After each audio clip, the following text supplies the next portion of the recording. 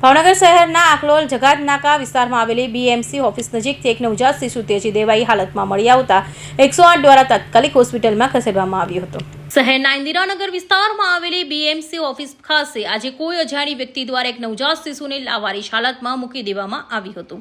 નવજાત બાળકને ત્યાં મૂકીને કોઈ અજાણ્યું વ્યક્તિ ફરાર થઈ ગયું હતું। આ વિસ્તારમાં બાળકને જોઈને સ્થાનિક લોકોના ટોળેટોળા એકઠા થઈ ગયા હતા અને લોકોમાં ભારે રોષની લાગણી જોવા મળી હતી।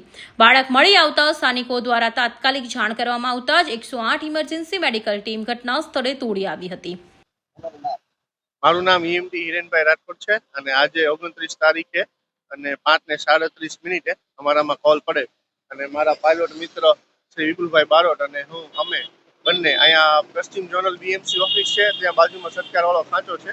એ ખાંચાની અંદર એક તાજું જન્મેલું બાળક તરછોડાયેલું હતું, જેને થોડી શ્વાસ લેવામાં તકલીફ પડતી હતી।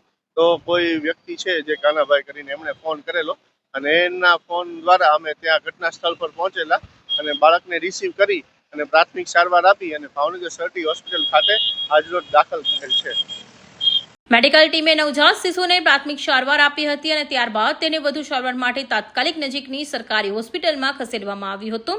હાલ તબીબોની દેખરેખ હેઠળ બાળકની સારવાર ચાલી રહી છે। ઘટનાની ગંભીરતાને ધ્યાનમાં લઈ સ્થાનિક પોલીસ દ્વારા તપાસનો દોર શરૂ કરવામાં આવ્યો છે। પોતાનું પાપ છુપાવવા માટે બાળકને તેજી દેનાર માતા પિતા કોણ છે તે દિશામાં પોલીસ તદ્દન તપાસ કરી રહી છે। ફિરોઝ મલેક, ભાવનગર।